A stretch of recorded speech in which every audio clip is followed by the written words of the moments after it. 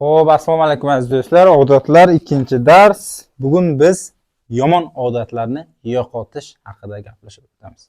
Yomon odatlar nima degani? Yomon odatlar sizni muvaffaqiyatdagi yo'lingizni to'sish haqida. Ya'ni yomon odatlar qanday shakllanadi? Ya'ni odat o'zi qanday shakllanadi? Masalan, siz bir ishni qilishingiz uchun sizga nimalar to'sqinlik qiladi? Shu haqida gaplashib o'tamiz. Birinchi navbatda siz biron bir ishni qilishda birinchi navbatda sizda signal bo'ladi. Signal. Masalan, chekuvchilar bor. Chekuvchilar qachon chekadi? Qachonki signal bo'lsa, xohish bo'lsa, qanaqadir ichida nimadir paydo bo'lsa chekadi. Signal nima degani? Masalan, men tasavvur qiling, men chekuvchi insonman va men chekaman. Qachon chekaman? Masalan, biron bir do'stim chekyapti. Meni oldimda do'stim chekyapti. Cho'ntagidan sigaretni oldi va chekdi. O'shanda menda signal keladi. Dilshod dedi, "Sen chek" dedi. Uni ham sigareti bor ekan, как раз undan sigaret olasan dedi. Signal keldi. Endi yomon odat misol keltiryapman. Signal keldi, keyin harakat bo'ladi. Signal keldi, u chekish kerak degan signal keladi. Keyin harakat bo'ladi. Harakat undan so'rash va chekish va taqdirlash chekkandan keyin miyamda dopamin o'zini purkaydi va men zavqlanaman. Sal rasslabisa qilinadi va zavq bo'ladi. Shu taqdirlash bo'ladi. Любой narsada shu narsa bor. Любой narsada xohlagan narsangizni oling. Mana bu taqdirlash bo'lmasa siz bitta ishni qilmaysiz. Yomon odatingiz bor.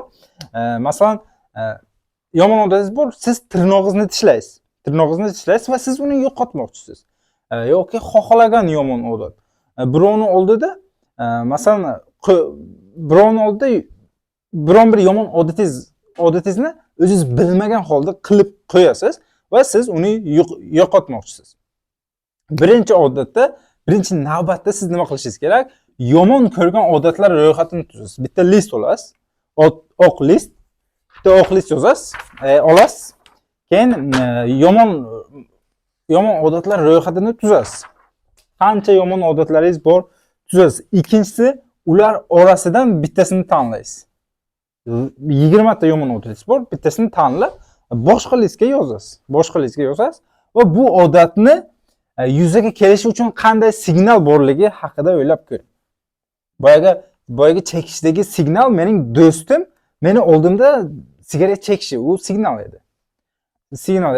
Shunaqa signalni toping. Masalan, telefonga kirib ketish signali qanday bo'ladi? Bitta SMS keladi. Siz qiziqasiz. "O, do'stim menga nimadir yozibdi" deysiz. Kirasiz. Kirgandan keyin Reels kirib qolasiz, o'zingiz bilmasdan va soatlab o'tirasiz. Bitta signalni deb shuncha narsani ichiga kirib ketyapsiz va siz o'sha bitta odatni olganingizdan keyin signallarni bartaraf qilishingiz kerak. Signalni bilasiz.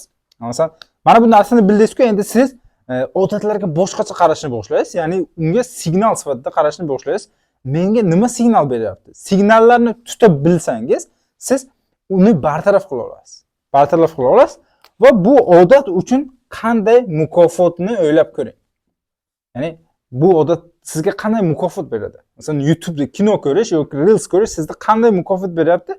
Dopamin beryapti, lekin miya uzoqni o'yla olmaydi. Long termda o'yla olmaydi. Short termda o'ylaydi.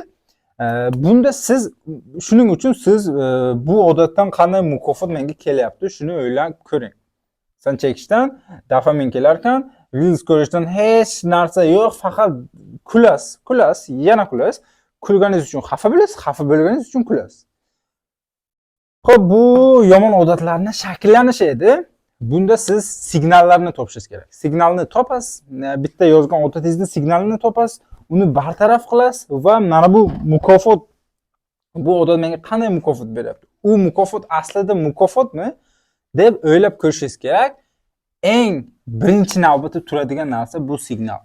Signalni bilib uni bartaraf qilishingiz kerak. Masalan, boya aytib o'tganimdek SMS keldi. U signal. Siz uje signalni bilishingiz kerak. Men hozir uni SMS'ini o'qisam, unga javob bersam kirib ketaman. Kirib ketsam mana bu yerda darsim qoladi, shu bilan kirib ketaman deyishingiz kerak. Shuni biling do'stim. Bu yomon odatlarni yo'qotish edi. Bu haqida yana gaplashib o'tamiz. Sog' bo'ling, omon bo'ling. Listni olib darsni qiling. Vaqtni qadriga yeting.